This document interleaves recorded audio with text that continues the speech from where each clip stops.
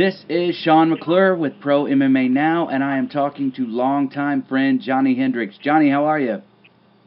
I'm doing wonderful today. How are you doing today? I'm doing pretty good, man. And let me just say, it's got to be crazy for you right now. You're in a situation that most fighters have not been in.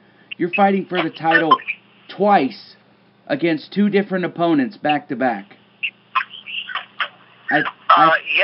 It's been crazy. And especially, I cannot even begin to summon up the words to describe what your past couple months have been, but, you know, it's with the whole George St-Pierre judging thing, and then they're like, okay, Johnny, Robbie Lawler. What was your first thought when they threw that at you? Excited and grateful. You know, like you said, who's been in that kind of situation? You know what I mean? Same weight class, two different back-to-back title fights against two different people. It doesn't happen. So I was very grateful and very honored that they allowed me to do that. And also, not only that, but also grateful that they allowed me to do it in Texas. You know? Very, very excited. You know, I was so excited and happy that, you know, I was in Disney World with my kids when I found out the news, and I was just like, you know, it was a great trip already, and then it just got that much better. Well, I mean, after this fight, you weren't even really banged up, right?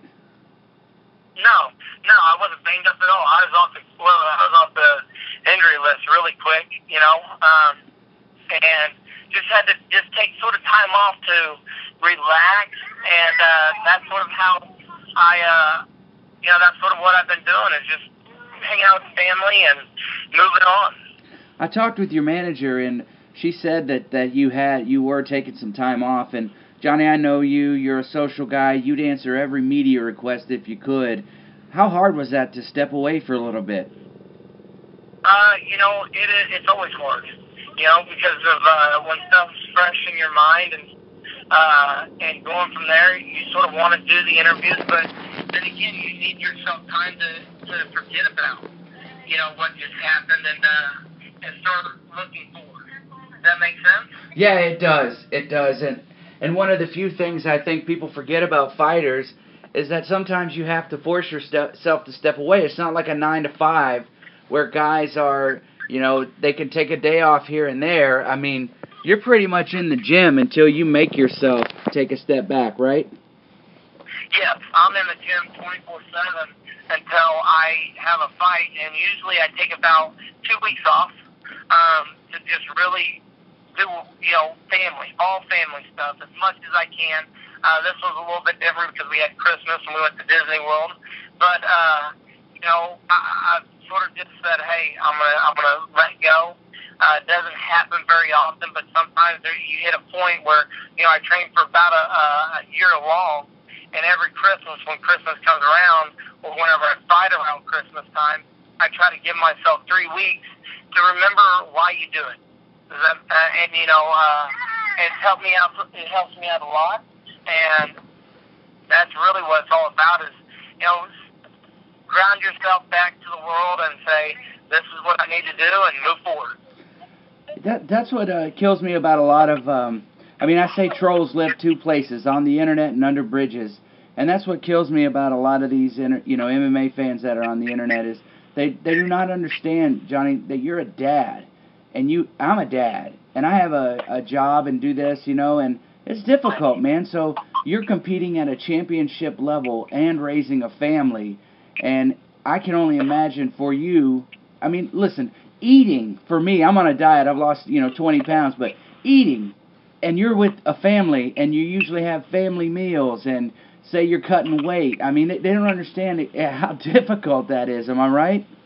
You're absolutely right. You know, I'm cutting weight, and, you know, we're driving around, going somewhere, and my daughter's like, I'm hungry. Well, what do you want? I want chicken nuggets. So, son of a, all right, let's pull in here, and you smell the food, and you're like, I just want a large iced tea, please. Oh, you know, it does suck. It does suck that you can't just say, all right, hey, let's go sit down at a good restaurant, or, you know what I mean, because, one, you have your kids, and you know that whenever you have kids, my wife and I, we became fast eaters because we know that our kids aren't going to eat too much, and we got to be done within 20 minutes of even eating at like like an Outback or Texas Roadhouse.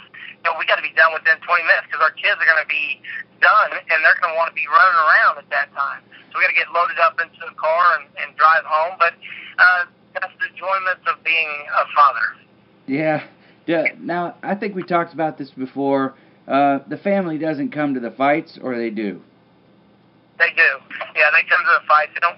My daughters don't watch the fight. That's what I meant. Now, yeah, they don't watch the fight. If they do come to the fight, we have my father-in-law or mother-in-law or somebody in my family. They actually watch the kids, and we don't allow them to watch it until after the fight's over with. Once the fight's over with, we'll allow them to watch it because if it's too bad one way or another, we don't want them to see that. Yeah, well, here's the thing that was funny. The GSP fight would have been perfect because you came out of there looking like you just got out of the shower, you know? No. You're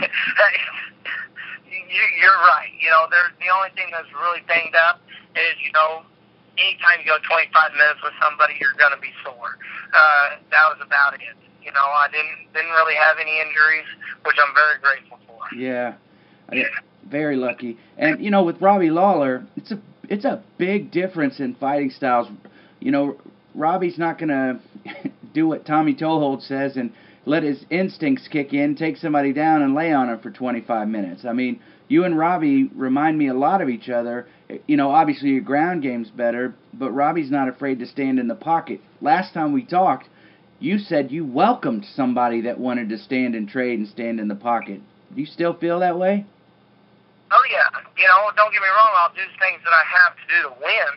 You know, obviously, this last fight showed me that. You know what I mean? I don't know what I'm going to do yet. But this last fight showed me that, hey, you have to do more to win. What is more? Is that more strike? Is that more activity? Is that more takedowns and ground and pound? I don't know until, you know, my coaches and I get to sit down and really study it. But that's what it's about is, you know, I want to be exciting. I want people to be happy with my performance. But I also know that I got to get them W's. Right. And let me tell you, Johnny, in your career, I think there were two defining moments. The first one is your story about Phil Baroni that you tell with no reservations, and the second is the John Fitch fight. And I think that the GSP fight, while it was monumental, you know, and it was significant, I really do feel like this Robbie Lawler fight is going to be another milestone in your career because this is huge, man. No, it is. You know, GSP, I wasn't scared to stand on the feet because he never hit me to where I was scared. Does that make sense? Yeah. I've been hit before where you're like, oh man, you got to make sure you're aware of those. Robbie Lawler's that type of person, and that's what makes it exciting. You know, it reminds me of sort of like when I fought Carlos Condit. Is that Carlos Condit? You didn't know if it was going to be a knee, a kick, or a punch. He has that kind of knockout power. Right. You know what I mean? And so he's very dynamic. Not only that, but if you take him down, he's very good off his back. So Robbie Lawler, sort of the same thing, is that he can knock you out with a head kick. He'll throw knees. He hurt. That's how he knocked out Josh Koscheck is a knee. He was going in for a shot and caught a knee on the chin. Also, he's got power in his hands. So it makes it more exciting whenever you have that kind of fear. Is this the fight that's going to be my knockout? Am I going to get knocked out? That's going to make me train that much better and that much harder. Right, and that does make sense. And you know, I thought the first thing in my head when George said he was taking some time off, the first thing that popped in was like, oh, they're going to throw Condit back in there, or Diaz was going to come out of semi-retirement. Did you feel the same way?